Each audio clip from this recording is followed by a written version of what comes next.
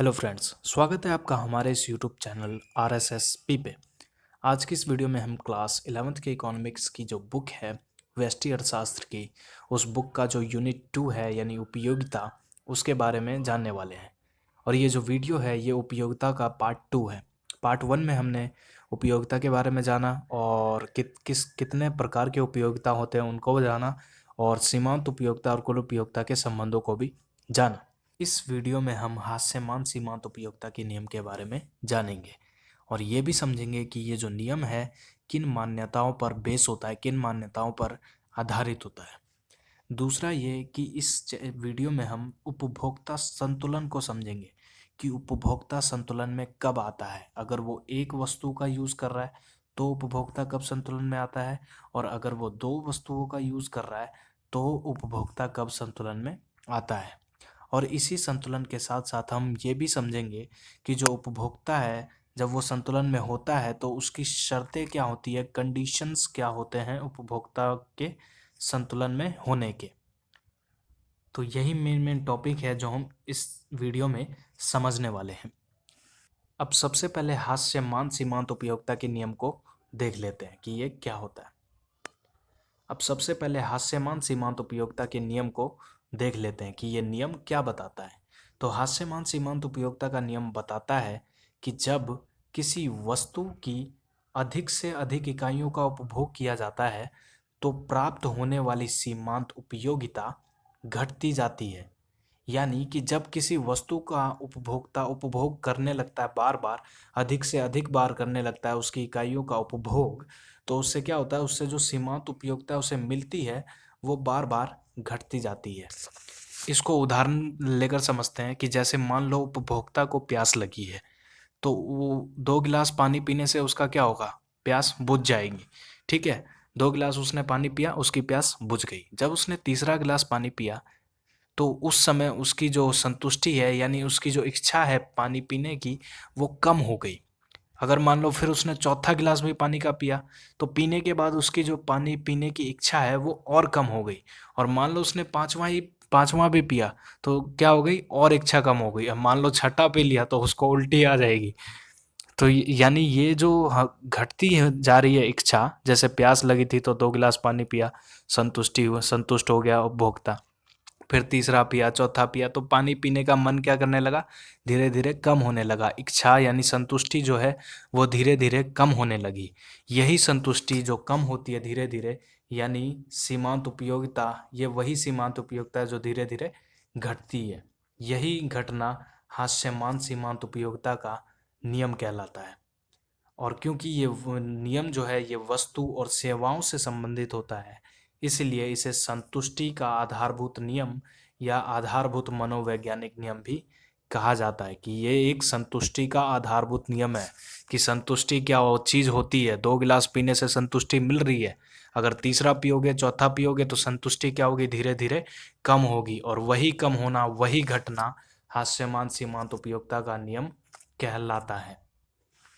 उम्मीद है आपको हास्यमान सीमांत उपयोगिता अच्छे से समझ आया होगा। हास्यमान सीमांत उपयोगिता का नियम तो समझा, लेकिन ये नियम किस शर्तों पे आधारित होता है, किस मान्यताओं पर बेस्ड होता है ये नियम, उसके बारे में भी जानना ज़रूरी है कि ये नियम कब लागू होता है। तो ये नियम तब लागू होता है जब वस्तु की केवल मानक इकाइयों का प्रयोग किया जाता है, जैसे चाय का एक कप या चाय की एक चम्मच या एक गिलास पानी।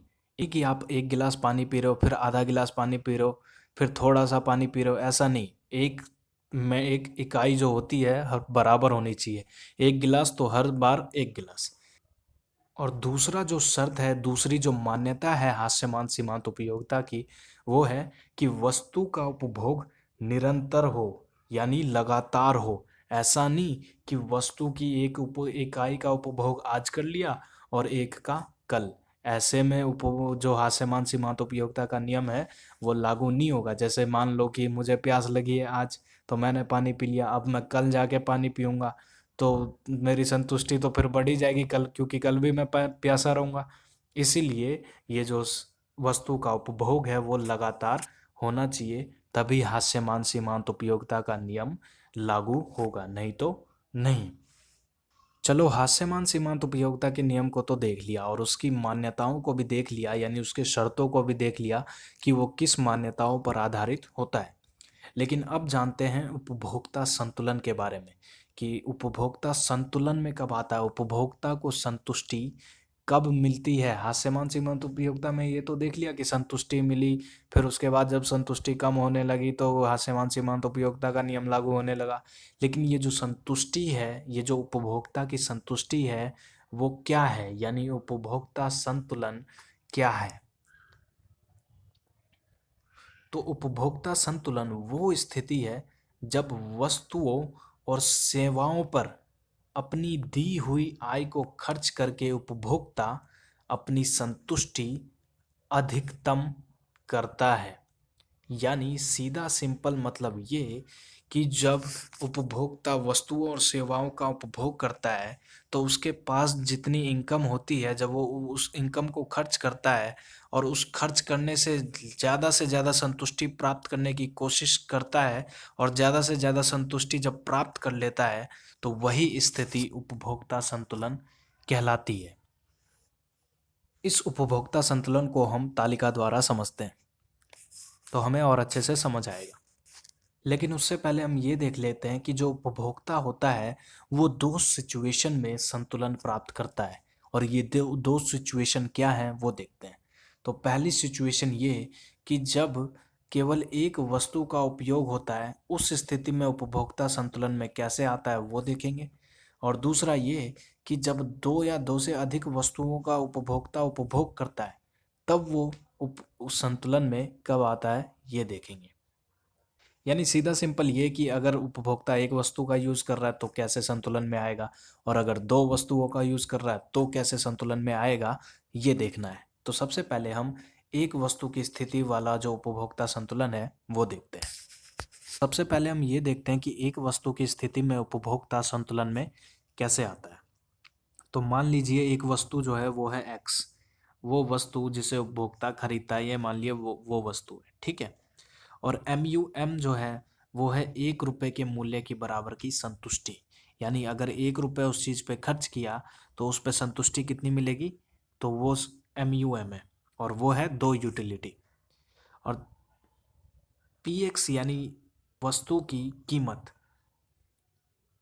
जो है 5 रुपये।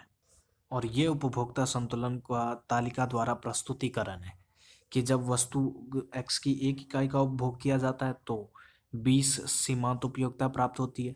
जब दो उसी वस्तु की 2 इकाइयों का उपभोग किया जाता है तो 18 सीमांत उपयोगिता प्राप्त हो जाती है। और जब 3 इकाइयों का उपयोग किया जाता है वस्तु x का तो सीमांत उपयोगिता 16 प्राप्त होती है। और जब 4 इकाइयों का उपभोग किया जाता है तो सीमांत उपयोगिता 10 प्राप्त होती है। तो ये वो स्थिति है जो हमारी चाय वाली थी। तो ये वो स्थिति है जो हमारी पानी वाली थी कि हमने जब 1 गिलास पानी पिया तो हमें 20, मान लो 20 सीमांत उपयोगिता का संतुष्टि मिला। फिर 2 गिलास पिया तो 18 सीमांत उपयोगिता की संतुष्टि मिली। फिर 3 गिलास पिया तो 16 सीमांत उपयोगिता की संतुष्टि मिली। फिर 4 गिलास पिया तो 10 सीमांत उपयोगिता की संतुष्टि मिली। तो ये तो एक डेटा है, लेकिन हम जानेंगे कैसे कि उपभोक्ता संतुलन में कब आएगा। क्योंकि मान लो अगर मुझे प्यास लगी है तो मेरा एक अंदाज़ा होगा कि हाँ मेरी 2 गिलास में प्यास बुझ जाएगी या 3 गिलास में प्यास बुझ जाएगी। लेकिन हम ये कैसे जानेंगे कि कोई भी उपभोक्ता है वो संतुलन में कब आएगा। तो ये जानने के लिए हमें सबसे पहले पता होना चाहिए MUM यानी 1 रुपये के मूल्य की बराबर की संतुष्टि की अगर 1 रुपये खर्च कर रहे हैं उस चीज़ पे तो उससे हमें कितनी संतुष्टि मिलने वाली है, और वो संतुष्टि है 2 यूटिलिटी।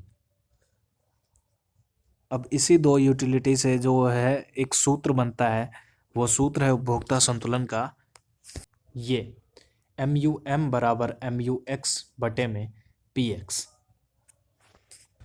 तो तालिका के अनुसार उपभोक्ता संतुलन तब प्राप्त करेगा जब MUM बराबर MUX बटे में PX हो। और MUM की मान्यता क्या है, दो यूटिलिटी, और वस्तु X की कीमत हमने देखी थी 5 रुपये। तो इसी 5 को हम 2 से गुणा कर देंगे, इस तरफ जाएगा ये, तो 5 दूनी 10, यानी MUX बराबर जब 10 हो जाएगा तो उपभोक्ता संतुलन की अवस्था में रहेगा। क्योंकि अगर एम यू एक्स 10 हो गया मान लो, तो क्या है, एम यू एम बराबर एम यू एक्स बटे में पी एक्स। तो 10 हो गया, और 10 को जब हम वस्तु की कीमत यानी 5 से डिवाइड कर देंगे तो कितना बचेगा, 2। तो एम यू एक्स बटे में पी एक्स क्या हो गया, 2। और एम यू एम कितना है पहले से, 2। तो 2 बराबर क्या हो गया, 2। तो उपभोक्ता क्या आ गया, संतुलन में आ गया। क्योंकि एम यू एम जो है उसकी भी मान्यता दो, और एम यू एक्स जो है उसकी भी मान्यता दो, तो ये दोनों क्या हो गए, एक दूसरे के बराबर हो गए। इसलिए उपभोक्ता इस स्थिति में संतुलन में आएगा। यानी कि अनुसूची यानी तालिका में यह दर्शाया गया है कि वस्तु x की जब 4 इकाइयों का उपभोग किया जाता है तब उपभोक्ता संतुलन प्राप्त करता है, जो कि तालिका में यहाँ पर दिखाया भी गया है कि जो उपभोक्ता है कि वस्तु x की जब 4 इकाइयों का उपभोग करता है उपभोक्ता, तो उसे एम यू एक्स कितना मिलता है, 10 मिलता है। और फॉर्मूला भी यही है कि एम यू एम बराबर एम यू एक्स बटे में पी एक्स। तो एम यू एम कितना है, 2, और एम यू एक्स कितना है, तो 10 है, जो चौथी इकाई में मिली हुई है। और वस्तु की कीमत क्या है, 5 है, क्योंकि एम यू एक्स बटे में पी एक्स होता है ना। तो 5 को जब डिवाइड कर 10 को जब डिवाइड कर देंगे 5 से तो कितना आया, 2। तो 2 बराबर क्या हो गया, 2। यानी एम यू एम जो है, एम यू एम का भी मान 2 आ गया, और एम यू एक्स बटे पी एक्स का भी मान क्या आ गया, 2। और जब ये दोनों एक दूसरे के बराबर हो जाते हैं तो उपभोक्ता संतुलन में ऑटोमेटिक आ जाता है, और वस्तु जब 4 इकाइयों का उपभोग करता है तब उपभोक्ता संतुलन में आ जाता है। तो अब ये देखते हैं कि दो वस्तुओं की स्थिति में उपभोक्ता संतुलन में कैसे प्राप्त करता है। एक वस्तु की स्थिति में तो हमने देखा कि जब वस्तु x का उपभोक्ता यूज कर रहा है तो उस टाइम पे उपभोक्ता संतुलन में तब आ रहा है जब एम यू एम बराबर एम यू एक्स बटे पी एक्स है, यानी वो संतुष्टि जो वो प्राप्त करना चाहता है उसके बराबर है जो उसे वास्तव में मिलती है। तो ठीक वैसे ही जब उपभोक्ता वस्तु y का भी उपभोग करता है तो वो संतुलन तब प्राप्त करता है जब एम यू एम बराबर एम यू वाई बटे पी वाई होता है। यानी कि जो y की जो संतुष्टि है जो उपभोक्ता प्राप्त करना चाहता है और जो वो प्राप्त करता है, जब वो दोनों एक दूसरे के बराबर होते हैं तो उपभोक्ता वस्तु y की स्थिति में भी संतुलन प्राप्त करता है। और जब ये तो है एक एक वस्तु, यानी जब वस्तु x का यूज करा तब, और जब वस्तु y का यूज करा अलग से तब। जब उपभोक्ता इन दोनों वस्तुओं का यूज एक साथ करता है, जब इन दोनों वस्तुओं का यूज वो एक साथ करता है तब उपभोक्ता संतुलन में कैसे आता है, अब ये देखते हैं। यानी जब उपभोक्ता वस्तु x में संतुलन प्राप्त करता है और जब वस्तु y में संतुलन प्राप्त करता है तो दोनों के संतुलन को मिलाने पर उपभोक्ता संतुलन तब प्राप्त करता है जब एम यू एम बराबर एम यू एक्स बटे में पी एक्स, यानी वस्तु x का संतुलन बराबर हो एम यू वाई बटे पी वाई, यानी वस्तु y के संतुलन के। यानी सीधा सिंपल ये कि जो उपभोक्ता संतुलन प्राप्त करना चाहता है और जो उसे वस्तु x की स्थिति में संतुलन प्राप्त होता है वास्तव में, और जो उसे वस्तु y की स्थिति में संतुलन प्राप्त होता है, जब ये तीनों एक दूसरे के बराबर हो जाते हैं, एक तीसरे के बराबर हो जाते हैं, तब उपभोक्ता दो वस्तु की स्थिति में संतुलन प्राप्त करता है। उपभोक्ता संतुलन की शर्तों को भी समझते हैं कि जो उपभोक्ता है जब वो संतुलन में होता है तो वो कब अब संतुलन प्राप्त करता है, ऐसी कौन सी कंडीशन है जिसे उसे पूरी करनी होती है तब वो संतुलन में होता है, नहीं तो नहीं होता। तो पहली जो कंडीशन है वो है कि 1 रुपये के मूल्य के बराबर की संतुष्टि उपभोक्ता द्वारा सभी वस्तुओं में बराबर होनी चाहिए, यानी कि मुद्रा की सीमांत उपयोगिता के बराबर होनी चाहिए। यानी कि दूसरा ये कि मुद्रा की सीमांत उपयोगिता स्थिर रहती है, यानी कि जो एम यू एम बराबर जो दो यूटिलिटी था वो सब में स्थिर होना चाहिए, सब में समान होना चाहिए। और तीसरा ये कि हास्यमान सीमांत उपयोगिता का नियम लागू रहना चाहिए, यानी कि जो जब किसी वस्तु का लगातार उपयोग किया जाता है, उपभोग किया जाता है, तो उससे जो संतुष्टि धीरे धीरे कम होती जाती है, वो सीमांत उपयोगिता का नियम, वो हास्यमान सीमांत उपयोगिता का नियम भी लागू रहना चाहिए, तभी उपभोक्ता संतुलन में होगा, नहीं तो नहीं। यानी सीधा सिंपल ये कि उपभोक्ता को इन तीनों कंडीशनों को पूरा करना होगा तभी उपभोक्ता संतुलन में होगा, अदरवाइज नहीं।